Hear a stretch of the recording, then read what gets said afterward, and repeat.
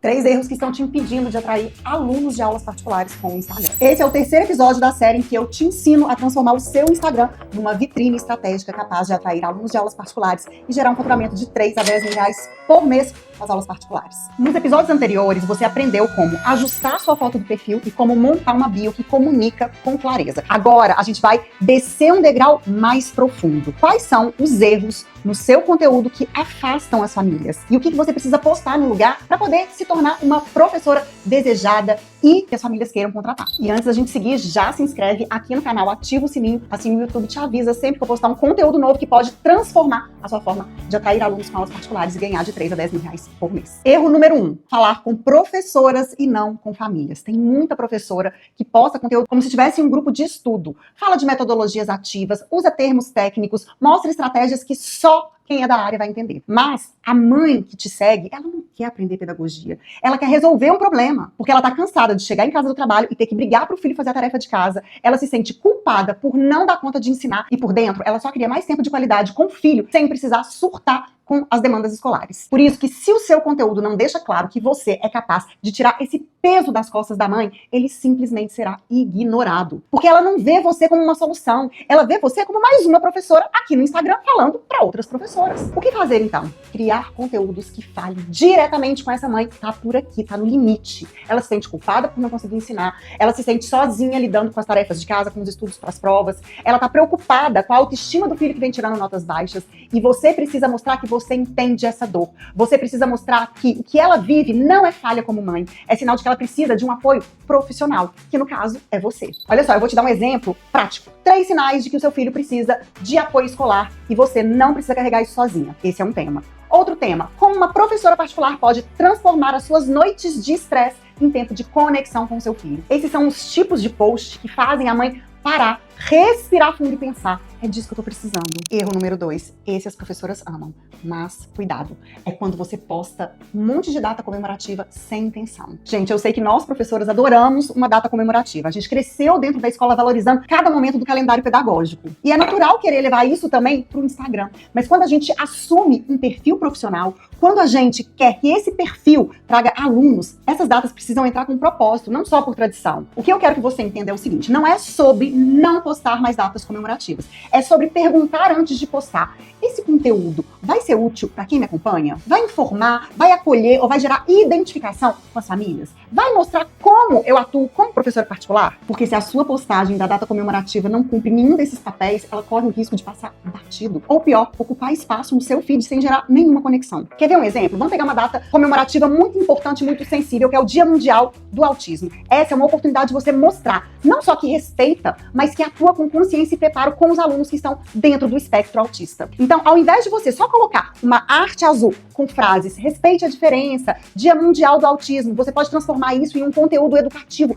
e acolhedor com mitos e verdades sobre o TEA. Anota esse exemplo prático e estratégico que eu vou te dar agora. Mito: toda criança com autismo tem dificuldade de aprendizagem. Verdade: muitas crianças com TEA têm formas diferentes de aprender e respondem muito bem a intervenções personalizadas. Mito: aula particular não funciona com crianças com autismo. Verdade: a aula particular, quando adaptada com intencionalidade, pode ser um ambiente mais eficaz e respeitoso para o desenvolvimento da criança. E aí você completa com algo da sua prática. Você pode colocar lá: durante as minhas aulas, observo como cada criança responde melhor. Eu uso estímulos visuais, adapto instruções, planejo com base no que o meu aluno precisa. E com isso, o aluno consegue participar, entender e avançar com muito mais segurança e leveza. Isso, professora, mostra o seu posicionamento. Isso mostra o seu preparo. E mais do que tudo, isso gera confiança. Imagina que a mãe acabou de receber um diagnóstico do filho que está dentro do espectro autista e ela vê o seu post, ela tá se sentindo perdida, mas quando ela olha a sua postagem, ela respira aliviada e pensa: bom, essa professora entende, é com ela que meu filho vai estudar. Então sim, datas comemorativas, elas são bem-vindas, mas no perfil de uma professora que quer atrair famílias,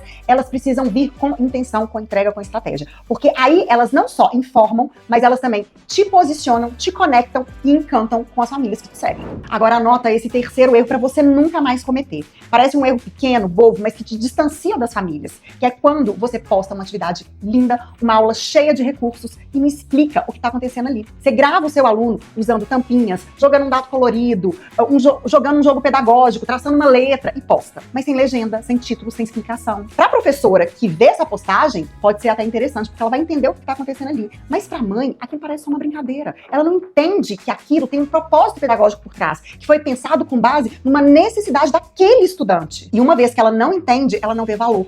E se ela não vê valor, ela não confia e não entra em contato com você para querer você como professora particular do filho dela. Simples assim. E o que você pode fazer no lugar de postar uma atividade solta? Você precisa explicar com uma linguagem acessível, lembrando que a família não domina muitas vezes a linguagem pedagógica, o que aquela atividade tem de intencional. E mais, por que ela é importante para o desenvolvimento do seu aluno? Quer ver um exemplo clássico? Muitas famílias, vocês já devem ter sido perguntadas, inclusive questionadas com relação a isso. Muitas famílias pensam, mas nem sempre falam o seguinte: em plena era da tecnologia, a letra cursiva ela ainda é necessária? Quando você traz essa pergunta, muitas famílias se identificam. E aí você entra com a resposta embasada, explicando por que a letra cursiva ela é importante e necessária. Por exemplo, você pode dizer que a neurociência mostra que a letra cursiva ativa áreas no cérebro que têm a ver com memória de longo prazo, atenção, fluência de pensamento, organização de ideias. E quando o estudante aprende a fazer os traços contínuos da letra cursiva, ele não só está escrevendo bonitinho, mas ele está fortalecendo a forma como ele aprende, a forma como ele registra e se comunica. E isso vai ajudá-lo a consolidar os conteúdos de maneira mais rápida e também vai trazer agilidade para poder copiar uma matéria do quadro e produzir textos. E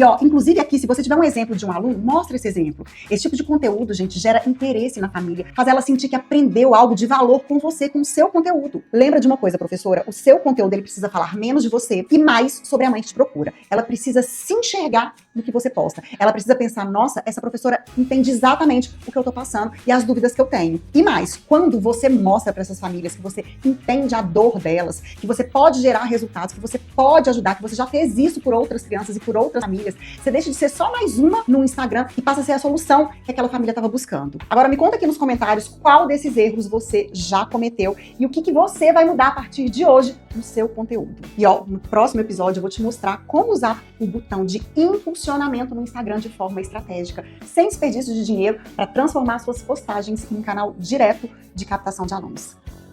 Te vejo lá.